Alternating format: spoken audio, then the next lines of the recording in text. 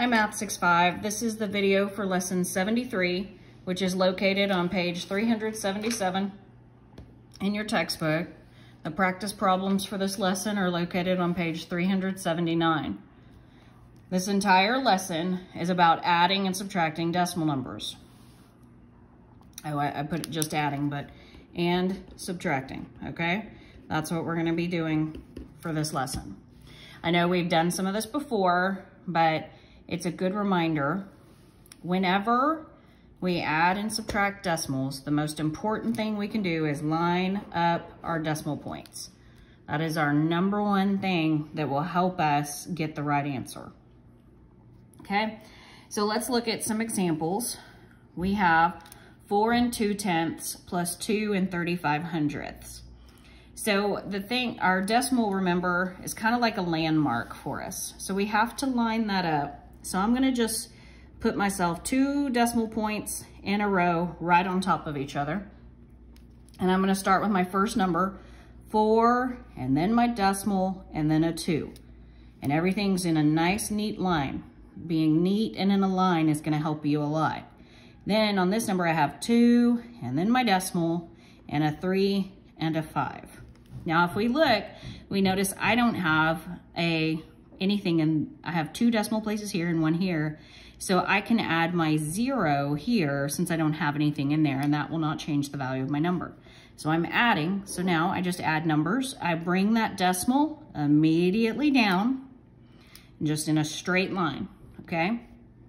0 plus 5 is 5, 2 plus 3 is 5, and 4 plus 2 is 6. So my answer is 6 55/100. If you do not line up those decimals, you will not get the right answer. Remember, for addition and subtraction, we line up our decimals. Multiplication doesn't matter, but addition and subtraction do. Okay, so let's look at some more examples. Down here, we have 3 numbers that we are adding together. So I'm gonna do 3 decimals in a line, and then do my equals bar, okay? And then I'm gonna start writing my numbers. 4 decimal 63, so 63/100, 4 63/100. 2 decimal 5, lined up right under the 6. Notice there's nothing here under the 3. I can put a 0 in. That will not change the value of my number. 0 decimal 5 3, lined up in perfect columns. Then my addition symbol. I'm gonna bring that decimal straight down, keeping everything, if you look at my piece of paper here, I'm keeping everything in perfect little columns. See, right there's a column, and there's a column. Keep them in nice straight columns. If you needed to, I could write this down the side of my paper, 4, and then use a decimal, 6 3. If I need columns to use, I can use the side of notebook paper. See how that lines it up perfectly for me also? You can do it that way, if that would help you better, okay? If you need to turn your notebook paper this way. All right, let's look at now solving that. So, starting in the hundredths column, 3 plus 0 plus 3 is 6. 6 plus 5 is 11, plus 5 is 16. Carry forward a 1 to my ones column. 1 plus 4 is 5, plus 2 is 7. So my answer is 7 66/100. Okay, now let's look at another example. And on this example, I wanted to do practice problem I with you.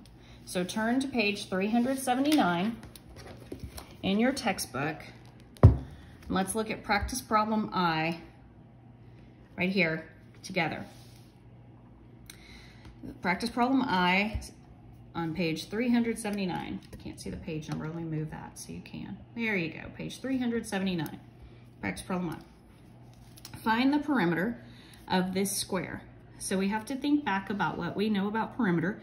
We just talked about that in lesson 72. if you watched that video, you learned that when you have an object, if you walk around the edges, like you're doing laps around the edge, that is perimeter. And this is a square. So what do we know about squares? Squares have 4 equal sides and 4 equal angles. So we know that each of these sides is 2 4/10 centimeters. They're all equal. So there's multiple ways you can do it. For this, you can multiply, but for this lesson, because it's adding decimals, we're gonna practice adding up the decimals, okay?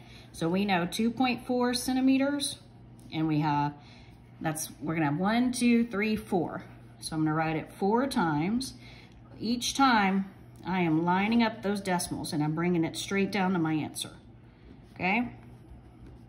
So now I have written it 1, 2, 3, 4 times to represent each side of the square. 1, 2, 3, 4, each side being 2.4 centimeters.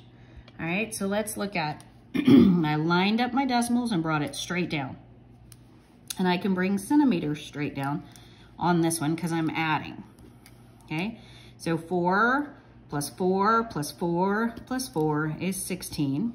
Carry forward my 1. 1 plus 2 plus 2 plus 2 plus 2. Let's see, that's 2, 4, 6, 8, 9. 9.6 centimeters, okay? So that's practice problem I. If you look at your practice problems now, that'll be what you're gonna do on page 379. Some of these, it has it already vertical up and down for you. You look here on this one, you don't have to put in that 0. I just like to do it so my columns stay in line, okay? But if you can do it without the zeros, that's fine too. If it is written horizontally, sideways, be sure you turn it around vertically so that it's easier to see, okay? And we did I together.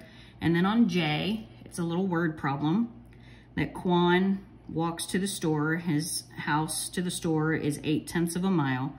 How far does Quan travel going from his house to the store and back again? Well, it tells you how far it is from his house to the store in the problem, 8/10 of a mile. And once you get to the store to come back home, it's gonna be the same distance. So you would add those together. Okay, so that is lesson 73. And your practice problems are on page 379. Bye, guys.